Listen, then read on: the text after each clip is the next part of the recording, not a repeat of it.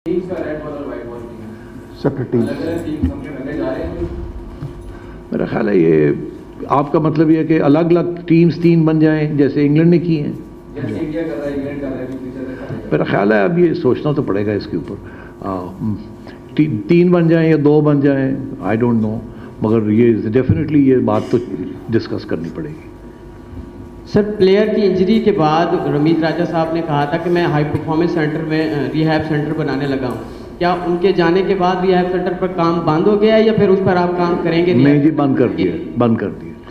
ये बिल्कुल, अब मैं क्या कहूँ, अब रिहैब सेंटर हम बनाएंगे मतलब है फिर सारा कुछ असी आप ही कर लिए, ठीक है जी। डॉक्टर भी असी आप ही बन जाइए, कंस्ट्रक्शन भी असी आप ही करिए, सारा कुछ आर्किटेक्ट्स भी असी आप ही बन जाइए, ऐसे नहीं होता। ये स्पेशलिस्ट चीज़ें हैं, कॉस्टिंग मिलियंस, और चार प्लेयर्स की रिहैब के लिए हम अरबों रुपए का एक रिहैब सेंटर बना दें। ये हम बने हुए हैं, दुनिया में बने हुए हैं।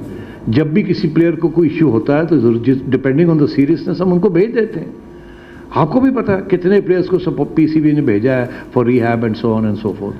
तो हमें अपने रिहैब सेंटर बनाने की ज़रूरत नहीं। यहाँ गार्डन टाउन में एक पूरी नई बिल्डिंग बनी है जिसका एक पूरा ब्लॉक है रिहैब। तो मैंने उनसे ये कहा, मैंने कहा यार ये रिहैब में आपके पास, उन्होंने कहा जी अभी तो शुरू ही नहीं हुआ, अभी तो ये है वो है।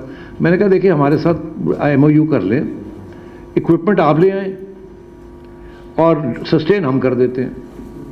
आप इक्विपमेंट लगाएं, हम अपनी सारे प्लेयर्स को आपके पास भेजेंगे, डॉक्टर्स वगैरह आप करें, I will give you business.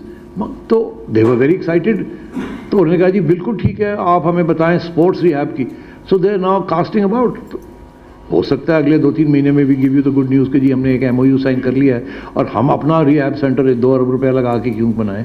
एक है रिहैब सेंटर, उसके अंदर वो इक्विपमेंट भी डाल रहे हैं और वो हमें फैसिलिटी मिलने जा रही है। सो ये जो होता है ना जी, ब्रिक्स एंड मॉर्टर, स्कूल बनाने ने, स्कूल बना के बह जाओ तो टीचर्स है कोई नहीं, ये वो खाते हैं सारे। इसीलिए तो यहाँ से हमने मूव कर दी थी अपनी बायो मैकेनिकल लैब कि जी वहाँ लम्स में चली जाए, वहाँ जाके लोग सीखें भी, ट्रेनिंग भी करें और सारा कुछ हो। यहाँ तो डेड हुई हुई थी, क्रेटों के अंदर बंद करके 8 साल इक्विपमेंट बंद करके रखा अरबों रुपए की। तो ये हमारा काम नहीं है। We should outsource these things to the experts. लेके बैठ जाना और फिर चलाना ना, और ना समझ आनी कि चलाना कैसे है, और हर दूसरे दिन बंदे को चेंज कर देना, this is not our business जी। सेठी साहब, रमीज राजा साहब कहते थे कि हम ड्रॉप इन पिचेस को पाकिस्तान में लेकर आएंगे क्योंकि पिचेस की ऊपर हमारी काफ़ी तनकीद की हुई है। तो आपका अभी क्या प्लान है ड्रॉप इन पिचेस के ऊपर? PCB क्या काम कर रहा है? और दूसरा कि गो कि रेड बॉल क्रिकेट अभी काफ़ी दूर है, तो हम कोई 2 टीमें फ्यूचर में देख रहे हैं पाकिस्तान की, वाइट बॉल और रेड बॉल की अलग अलग? देखिए ये पिचेस का इशू बहुत इंपॉर्टेंट है। मैं इस पे काम करना मैंने शुरू किया था जब मैं था, मगर उसके बाद जाना पड़ गया।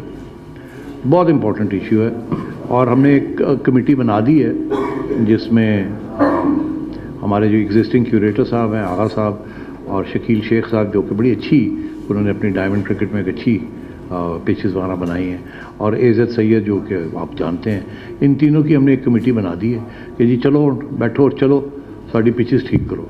तो इंशाल्लाह इस पर भी काम अब शुरू करेंगे। आपको पता ही है काम लंबा वक्त, काम टाइम लगता है, इतनी पिचेस हैं, इतना है। अब पहले तो मेरा ये ख्याल था कि बाहर से भी कोई ले आएँ किसी को, मगर अभी तक वो स्टेज नहीं आई कि हम बाहर से किसी को लेके। अभी तो मैंने इनको ये कहा कि आप जाएं, सर्वे करें, मुझे बताएं प्रॉब्लम की नौयत क्या है, कहाँ कहाँ प्रॉब्लम है, क्या क्या इश्यूज़ हैं, क्या हम इसको ठीक कर सकते हैं, कैसे ठीक कर सकते हैं, कितने पैसे लगेंगे। एक बात मैंने कह दी है सबको कि पैसे की वजह से काम नहीं रुकना चाहिए। पैसा PCB के पास है, वो सैलरीज़ के लिए नहीं है, वो क्रिकेट गेम डेवलपमेंट के लिए है। पिचेस के लिए जितने पैसे चाहिए आपको हम देंगे, ठीक करें। प्लेयर्स के लिए जितने पैसे चाहिए आप ठीक करें, इंफ्रास्ट्रक्चर सब ऑल इज। तो इसलिए आई होप अगर कोई टाइम मिल गया तो we will fix some many of these problems.